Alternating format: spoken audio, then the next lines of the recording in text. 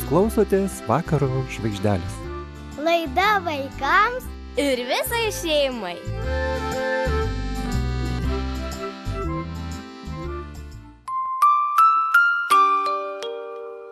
Paimsiu pieštuką ir popieriaus lapą. Nupiešiu žvaigždutę namelį žydram. 2 mažos akelės. Nupiešiu akeles, nosytę, burnytę, šypsokis žvaigždelė. Man ir vaikam.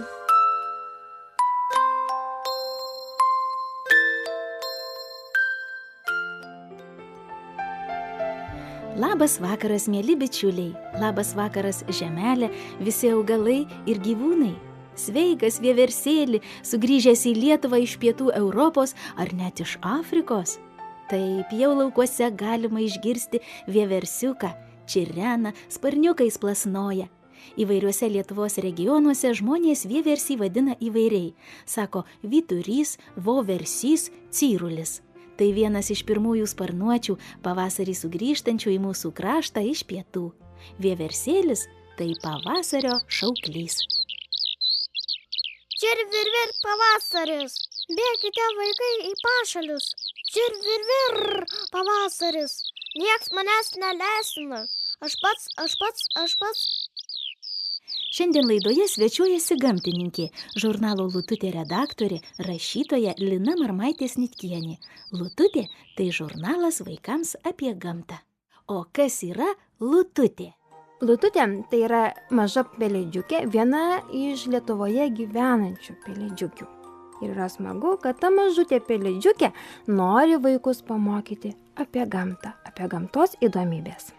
Ji yra didesnė negu žvirblis, bet tikrai yra mažesnė už varną.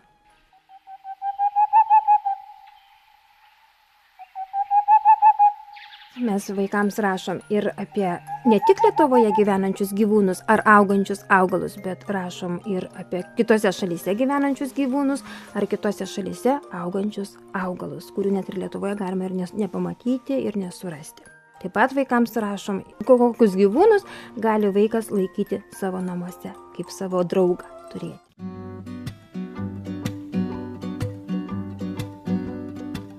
Susigūžęs kampe, televizorių šneka, mano lango veide, vėl lietus, šlapio miesto gatve. Upeliu bėga natos, laukia laiško, delčia iš rudens, ir dainuos melodiją vėjas, vėl į kampą sušlavęs lapus, ir neliks, kas taip smarkiai skaudėjo, nebebus. Rugiuose pasiklydusi vasara susikrovė lagaminus. Aplankyk, kada tik galėsi, neužtruk. Mano rankose knyga apie gerves. Gervė mūsų ilgesio paukštė. Knygą išleido leidykla Lututė. Skaičiau šitą knygą ir galiu pasakyti, tai yra puiki knyga jūsų namų bibliotekai. Tikrai sužinosite labai daug įdomaus apie gerves. Miela Lina, šioje knygoje rašote, kad stebėdama gerves pamatėte, jog viena gervių pora lizde paliko savo kiaušinį. Jūs ilgai laukėte, bet gervės taip ir nesugrįžo. Jūs galvojote, kad šitą gervių paliktą kiaušinį dar galima išgelbėti. Parsinešėte jį į namus, jūs nemiegojote visą naktį, stebėjote ir klausėtės, kadagi išsiris gerviukas, šildėte kiaušinį po lempą ir pagaliau gerviukas išsirito. Jūs prisiminėte, kad dar žinote vieną gervės lizdą, kuriame turėjo ristis jaunikliai. Nieko nelaukdama, jūs nuskubėjote prie to lizdo. Paskaitysiu trumpą ištrauką iš knygos Gervė mūsų ilgesio paukštė. Gerviuką palikau lizde, prie kiaušinių. Vos spėjau pasislėpti pamiškės tankumynuose, kai išgirdau sugrįžusios gervės kleketavimą. Bet paukštė pasirodė ne viena. Pora. Ilgai kleketavo, bandė eiti prie lizdo ir lyg gervės kirtis būtų kliuvęs man.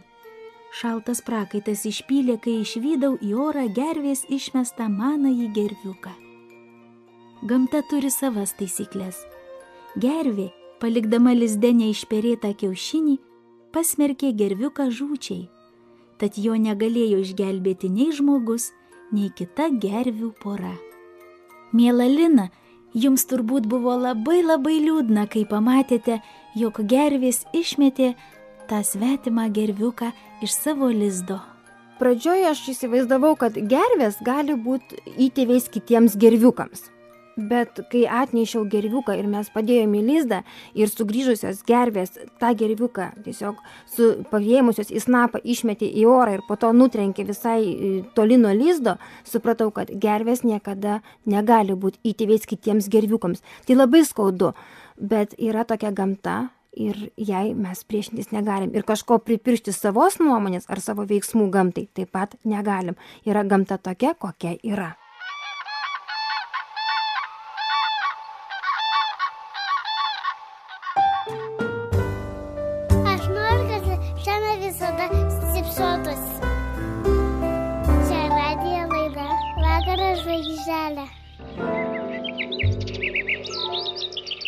Šiandien vakaro žvaigždelės viešnia gamtininkė, vaikų rašytoja, žurnalo Lututė redaktorė Lina Marmaitė-Snitkienė.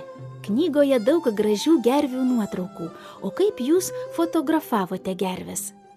Ateidavom labai anksti ryte, kol dar būdavo tamsu, tada gervės nelabai jaučia, nelabai mato ir buvo galima gerai ir arti atsisėsti. Ir sėdėdavom visą dieną, kol vėl nepradėdavo temt. Kai sutemdavo, mes tada vėl galėdavom išeiti, nesutrikdę gervių gyvenimo. O iš kur jūs gerves fotografavote? Kur būdavote pasislėpę? Gal palapinėje? Taip, tai būdavo palapinė, kuri būdavo dar apkaišyta įvairiom šakom, kad būtų kuo mažiau pastebima gervėm, nes gervės labai gerai savo aplinką įsižiūrėdavo, labai gerai atsimindavo ir bet koks kitas pašalinis daiktas jas labai trikdydavo. Dėl to mes nusimaskavę, eidavom apsirengę maskuojančiais rūbais ir mūsų palapinė buvo maskuojanti ir dar, kaip minėjau, ji buvo dar apdengta įvairiom šakom. Matau nuotrauką, gervė tupi lizde, o iš dangaus krinta didelės snaigės. Su sniegu tai buvo, žinau, kad buvo Velykų diena ir vienais metais ir labai sniegas snygo. Ir mes pagalvojom, žinojom, kad buvo grįžusios gervės ir pagalvojom, ką tokiu metu, kai šitaip drebė sniegas, ką daro gervės. Ir mes specialiai važiavom prie gervių lizdo, kai atėjom prie tos pelkutės, tiesiog sniegas, žolės ir nesimato nieko. O gerai, ramiai įsižiūrėjus, pamatėm, kad gervė tupi ant kiaušinių ir ji susigūžusi, nepaliko sušalt kiaušinius, ji perėjo. O mums tiesiog mes gamtoje, ir jeigu gamtoje, bet koks bebūtų oras, jeigu tu esi gamtininkas, nusiteikęs eiti į gamtą bet kuriuo metu, juk gamta visada ji graži, ar būtų žiema, ar būtų pavasaris, vasara ar ruduo, pilna vis savo nuotykių, savo grožių ir mums niekada nebūna šalta. Krinta snaigės iš dangaus, niekas jų nepagaus, vėjas gano aveles, baltas snaigutės. Pažiūrėki, kaip gražu, Gražu, kiek avalių ant šakų, šakų, milijonai gal 5, penki, suskaičiuoti negali. gali, Pažiūrėki, kaip gražu, gražu, kiek avalių ant šakų, šakų, milijonai gal 5, penki, suskaičiuoti negali.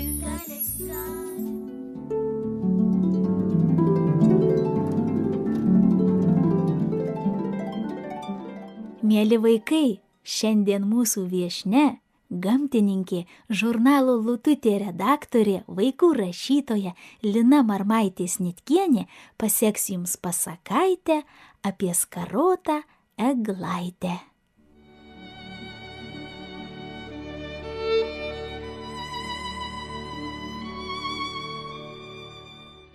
Senoje girioje, apsupta 100-mečių ąžuolų, augo skarota eglaitė. Žaliais spigliukais nusakstytos šakelės smaragdų žvilgėjo ir tarsi visus prieiti kvietė. Kaip neprieisi, kai visiems ji buvo meili, gera ir rūpestinga. Karštą vasarą į savo šakų pavėsį pakviesdavo kiškių šeimyną ir klausydavo jų pagirų, kaip jie ūkininko laukuose morkas raudavo ir į vežimus, kurių neturėjo, neturi ir neturės kraudavo. Kaip paryčiui nustriksėję į pievas dobilus šienaudavo ir prieš saulutės spindulėlius džiovindavo. Kaip vienąkart kaimiečio sode po obelim miegojo ir ant žemės krintančio obuolio įsigando. Po vyriausia nusvirusia šaka, prie storos šaknies, lapė savo mažyliams olą buvo įsikasusi. Eglaitė nepyko, lapė mamai vaikelius saugojo ir jiems apie girią pasakojo. Kada jį žibuoklių mėlynais žiedais pasipuošia, kaip kėkštas ąžuolų giles sėja, o genys iš medžių kamienų kirmėliukus traukia. Kaip voverės grybus džiovina, o briedis žiemą pušų ūglius skabo. Ankstyvą pavasarį eglaitė šernų šeimyną priglausdavo. Maži dryžuoti šerniukai po šakomis sulindę nuo vėjo sau ramią vietelę rasdavo, o žaliaskarės savo kriuksėjimo džiugindavo.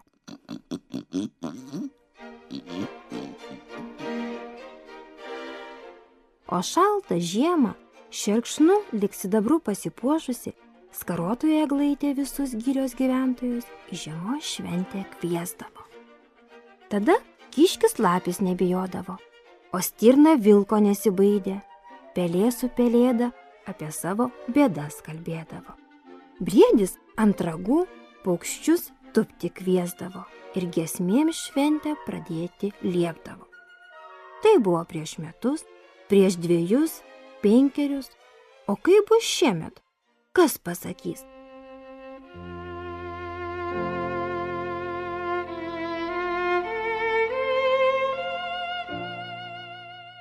Skarota eglaitė džiaugiasi tik miške ir bijo, kad nebūtų nukirsta. Ji žino, kad ir pas vaikus smagu, juk šako žėri nuo įvairių žaislų, bet šventės baigsis labai greit. O kaip eglaitė į miškan pareit? Lik ašaros krinta, rudi sausi spigliai, to nesupranta tik maži vaikai.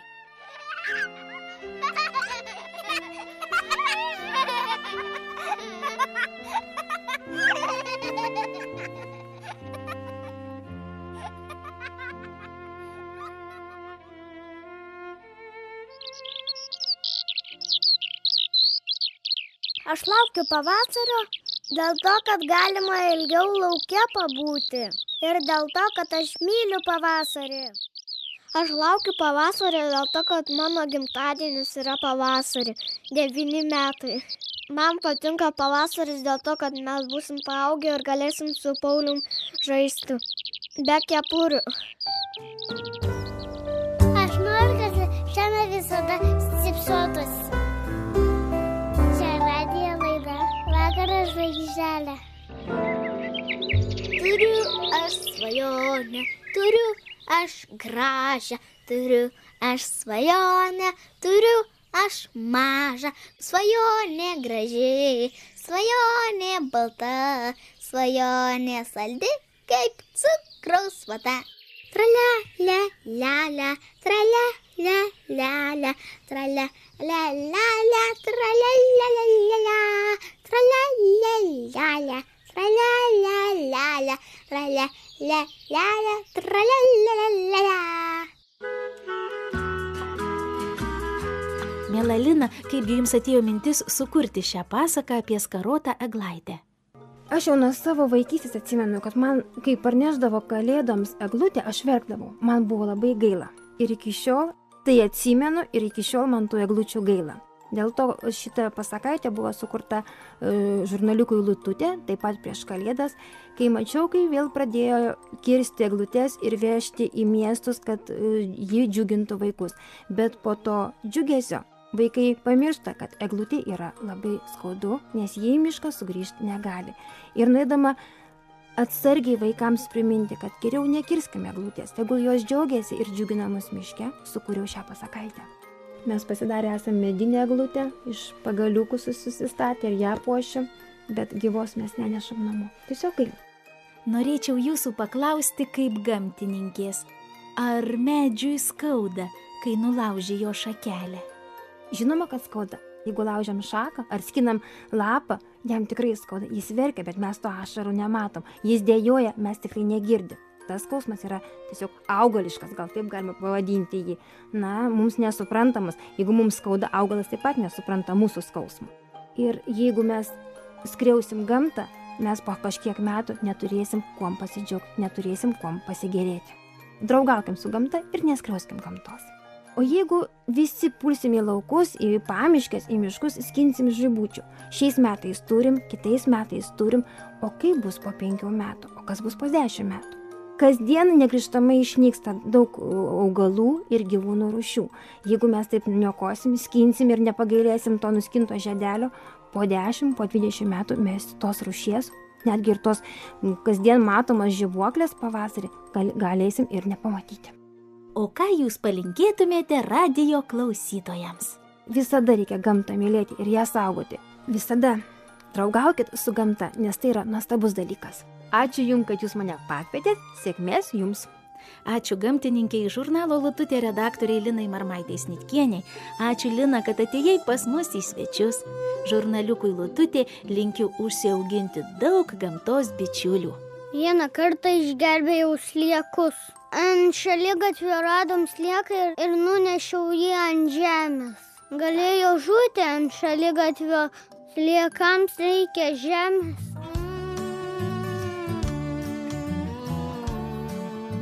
Aš radau ant žemės paukštuką, ir jam sparnas toks biškis sulūžęs. Mamai pasakiau ir jinai atnešė lizdelį iš antro aukšto atnešė. Ir paskui mes į lizdelį įdėjom tą paukščiuką ir pridėjom tą pagaliuką ir bliūdelį, kad vandens atsigertų. Ir paskui kitą dieną dar jisai buvo gyvas, ėjom apžiūrėti. Dar buvo gyvas, bet paskui jau kitą dieną jisai numirė. Paskui mano tėtis kasė duobelę, kad palaidoti paukštį. Paskui aš į tą duobę padėjau lapą. Paskui padėjau paukščiuką ir užkasiau jį duobėj. Jūs klausotės laidos Vakaro žvaigždelė. Kai aš dainuoju, mano pasauliui viskas gerai. Kai aš dainuoju, aitvarai pakyla į svarbę tylą. Į svarbę tylą kyla mano svajonės ir vaikų sapnai. Kai aš dainuoju, mano pasauliui viskas gerai. Kai aš dainuoju, aitvarai pakyla į svarbę tylą. Į svarbę tylą kyla mano svajonės ir vaikų sapnai. Jeigu išgirstum tyloje legato smuiko dainą, suprastum tu, kaip tyliai ašaros ateina. Jeigu mažiausiu žodeliu paguostum draugą, suprastum tu, kaip šypsosi ir auga. Auga žolė, auga gėlė, auga sparnai gerumo ant spygliuoto rožių krūmo. Auga namai,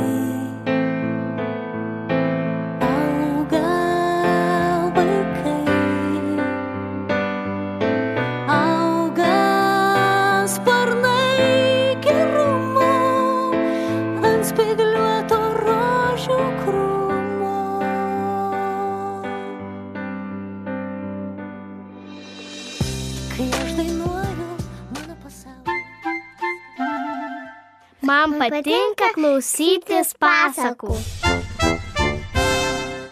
Aleksandras Kapunkinas. Pasaka apie ežiuką. Keliavo sykį mišku išminčius. Ėjo atsargiai, iš lėto, neužmindamas nė ant vieno vabalėlio, švelniai liesdamas medžių lapus, linksmai šypsodamasis debesėliams. Smėlio takelis atvedė jį tiesiai į žalią pievelę, pilną gėlių ir drugelių. Mato išminčius. Vidury pievelės ežiukas verkia.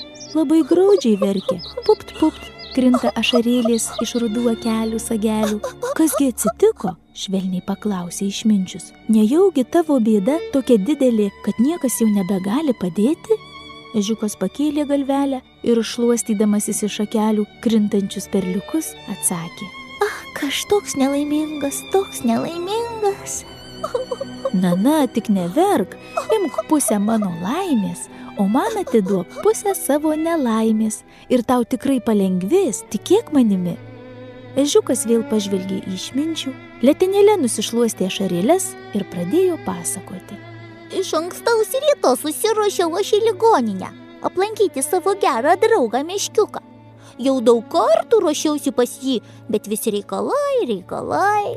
Seniai jo nemačiau ir širdelė mano jaučia, pasiilgo jis manęs.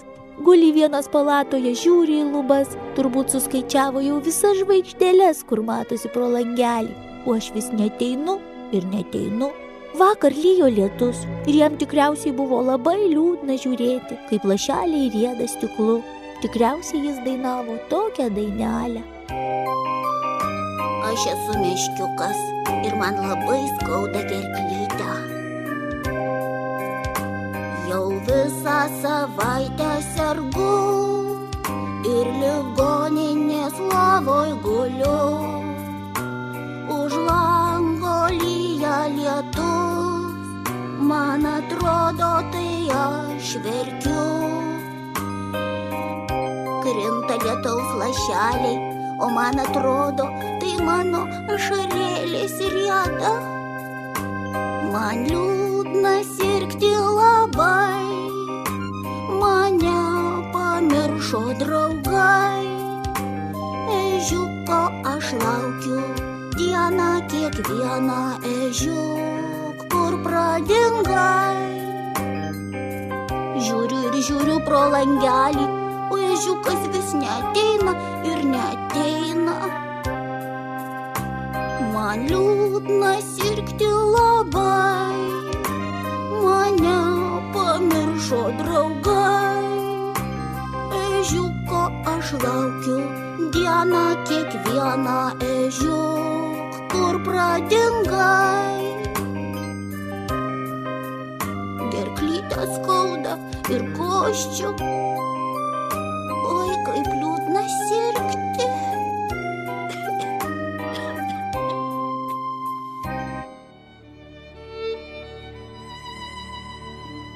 Ežiukas pasakojo toliau. Iš pačio ankstaus ryto užsidėjau ant spygliukų didelį raudoną obuolį ir patraukiau pas meškiuką į ligoninę. Tik staiga saulutę užstojo pilkas šešėlis. Kažkas sumosavo juodais sparnais ir dingo mano obuoliukas. Kas jį pavogė? Nemačiau. Sėdžiu dabar verkiu ir nežinau, kągi draugui padovanoti. O tu nueik pas meškiuką be lauktuvių. Pamatysi, kas jam svarbiau. Ar skanus obuolys, ar šilti draugo žodžiai. Ežiukas paklausė išminčiaus patarimo ir tip, tip, tip, tip nutipeno pas draugą į ligoninę. O meškiukas, pamatęs ežiuką, iš džiaugsmo pradėjo šokinėti, šokti, tiesiog čia pat, ant lovos. Meškiukai, tu laikaisi? Dabar tai tikrai pasiveiksiu, kai tu atėjai. Apsikabino draugai ir iš džiaugsmo abu apsiverkė. Paskui jie ilgai kalbėjosi, gėrė arbatėlę ir galiausiai stipriai apsikabinę susitarė vėl greitu laiku pasimatyti. Išeidamas ežiukas palinkėjo savo draugui kuo greičiau pasveikti.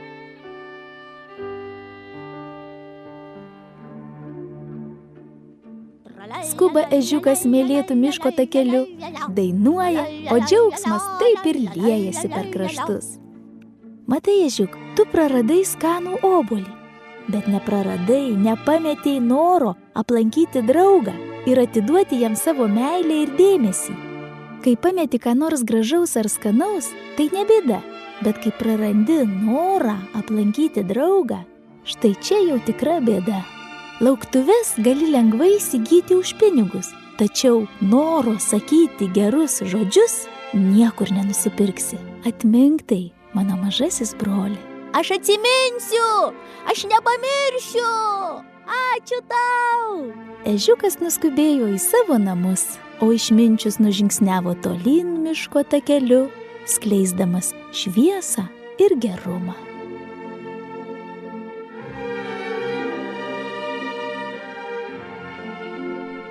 Ačiū, mėly bičiuliai, kad klausėtės Vakaro žvaigždelės. Iki naujų susitikimų. Sudie.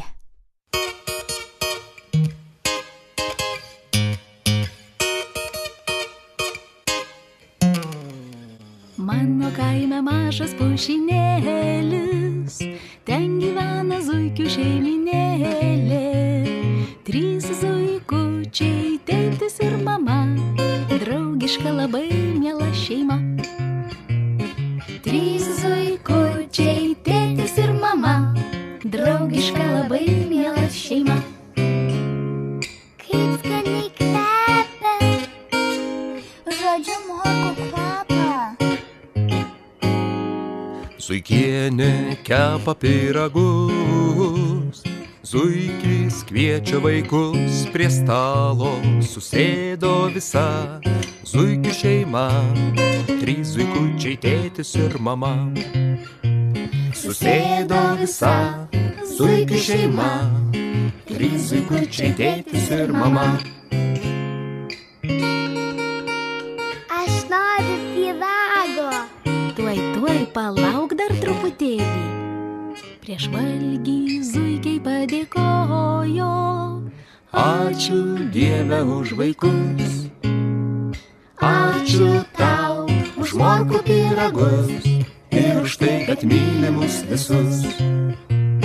Ačiū tau už morkų pyragus ir už tai, kad myli mus visus. Ir mane, Ir tave, o mane, ir tave, ir mamą, ir tėtį, ir mamą, tėtį, o močiutę. močiutė ir senelė. Myli mus visus, visus. Mano kaime mažas pušynėlis, ten gyvena zuikių šeiminėlė. 3 zuikučiai, tėtis ir mama, draugiška labai miela šeima. 3 zuikučiai, tėtis ir mama, draugiška labai miela šeima. Draugiška labai miela šeima. Draugiška labai miela šeima.